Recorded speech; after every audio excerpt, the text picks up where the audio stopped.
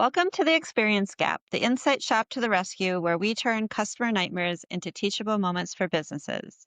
Each week, we bring you real stories of service breakdowns, highlight the moments that matter, and equip businesses with strategies to delight their customers.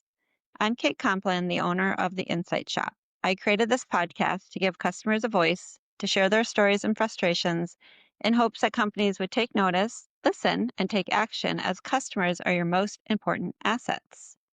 Joining me today is Dave Harris, Customer Experience Executive and Advisor. He has spent the past 3 decades designing great experiences for customers, most recently with Amazon and Walmart. Dave, it's great to have you on my podcast. Good morning, Kate. Happy to be here. Thanks for having me. Dave, tell me about your consistently inconsistent experience with Factor Meal Delivery Service. What fell short? What happened, and how did that impact you? Factor Meal Delivery Service is a service that delivers fresh food each week in little trays to be microwaved in 2 or 3 minutes. So not sort of like meal prep cooking, but fresh, already prepared meals. And at some point I noticed there were just a lot of errors, and I started manually tracking how often those errors were happening. And it ended up being something was wrong with a meal or the delivery timing or something Hmm. over 40% of the time. Oh, wow. It just seemed crazy. And I measured this for a pretty long period of time. I don't want to badmouth these guys, and I think this sort of business can be difficult to get right, but that's obviously way too high. Yes. A bunch of different things can go wrong, and this is a sort of typical e-commerce kind of experience. It's food, so it's a little more complex than having your average item delivered from Amazon. Sure, it's a difficult business to run. My meals are supposed to arrive on Monday, Okay. and often they would not arrive on Monday. So if my meals arrive on Tuesday, I've kind of planned things out for the week. I need a certain number of lunches and dinners, and if I Mhm. get it late, I've got to go out to the store and go shopping. And then when it does arrive, I have two more meals than I probably actually need for that week. So I've wasted a bunch of money. Sometimes I'll get a couple of meals that were smashed in the box and they're no good. I can't eat them. Sometimes I'll get wrong meals. A couple weeks ago, 9 of the 11 meals I received were incorrect. I don't know how that happens. I really like the service. It's great in terms of getting variety. I don't have to spend time cooking. I would only be cooking for one. So this helps give me way more options than I would actually be able to do for myself. And the meals are pretty tasty.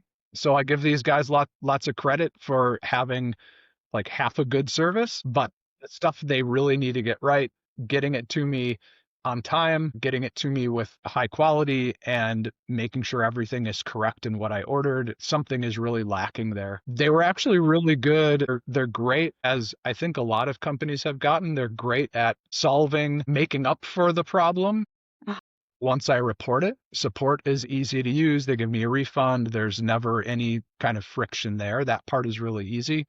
But for me, at that point, it's kind of too late. I don't really care about the money. I just want my meals. I want them on time, get what I right. expected.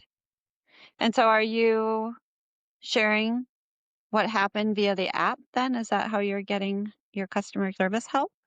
Mhm. Yeah, via the app or the website, it's pretty easy Okay. to go on, and in most cases, you don't have to actually interact with someone. Their self-service Mhm. is pretty good. If it's just a one-off kind of meal situation, they'll give you a $10 refund or whatever. In the case where pretty much the whole order was wrong, I had to have an interaction with someone because that was sort of abnormal. So they made a human handle it. Overall, it's pretty good and easy to use. What are the moments that matter to you that have to go right if you're going to continue using the service long term? It's all of the basic things you expect from any kind of e-commerce experience. It's all the important stuff I learned while working at Amazon. The things that are important to customers are money and time and effort. Uh-huh. And so time and effort in this case is the important stuff for me. I don't know if they have teams internally that are focused on some of those upstream non-support kinds of issues, but Uh-huh. this is one of those things that illustrates that I think a lot of companies face this sort of problem where they put a bunch of effort into making support good, but they don't put nearly as much effort into making sure the upstream stuff is actually working right, so people Mhm. don't have to go to support in the first place. So if they get to me the thing I'm expecting at the time I'm expecting and it's not broken, that's all I'm really looking for. Yes. How much longer are you willing to put up with some of these issues, like wrong order, delay order, before you're going to seek an alternate solution? That's a good question. I've been thinking about that. I think it depends on, does it seem like they start getting better? I wouldn't be bothered if this stuff happened 5% of the time. I'd probably feel okay about it. 40% of the time is way too much. So that's part of it. If it happens less frequently, that's super important. Um, I don't know what other kind of options. There's a few other options out there. I'm not convinced they would be any better. So that might be part of the problem. I don't know how hard do they have to try at this point. If Yeah. someone is just going to switch over to Tempo or Cook Unity or whatever the other services out there are, is it going to be better or not? I don't know. That's kind Mhm. of the risk you take. And maybe they don't have to try as hard because the other services are even worse. I have no idea.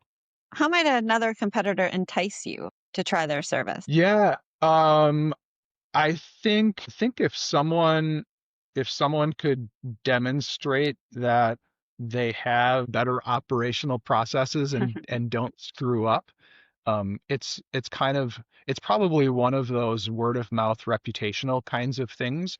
Amazon, for example, is great at not screwing up your order. They have a really low order rate. They don't Yeah. have to advertise that at all. People at this point just kind of recognize that they're really good at that stuff. They provide a great service. So I think it will all come out in the wash, probably reputationally. If these guys keep messing up, customers will shift somewhere else and we'll sort of hear what are the better options. Yeah. Good point. So, Dave, in summary, how should the experience using Factor Meal Delivery Service gone for you? I think at the end of the day, for any customer, I don't think these are unrealistic expectations. There's a certain product you're expecting to get, and if you get that thing at the time you're expecting to get it, that's really it. It's super basic stuff. If the simple stuff goes right, I'm not going to worry about some of the other complex stuff. I don't love every meal. That's not that big of a deal. An occasional little mistake, but just get the basic stuff right. Ship it to me on time and have it be the right thing. I would be totally satisfied. Wonderful. Well, I'll leave you with this. The size of the meal delivery market is 10.4 billion in 2023 and expected to grow to 23.7 billion, so almost double in size by 2030. Where Heat and Eat, what you do, Dave, is the fastest growing subsegment in this market, according to Grandview Research. Trustpilot also shares that HelloFresh, which is another meal delivery service, gets a score of 3.6 out of 5 across 74,000 reviews and shows positives around convenience and variety, which you mentioned, but negatives around missing or spoiled ingredients and delivery hiccups. Factor has a trust score of 3.5 out of 5 with 89,500 reviews, with positives around tasty and fast, which you also mentioned you appreciate, but negatives around portion size, price, and some delivery and packaging issues. So another thing you mentioned, Dave, was you're concerned that other meal delivery services may be having the same issues.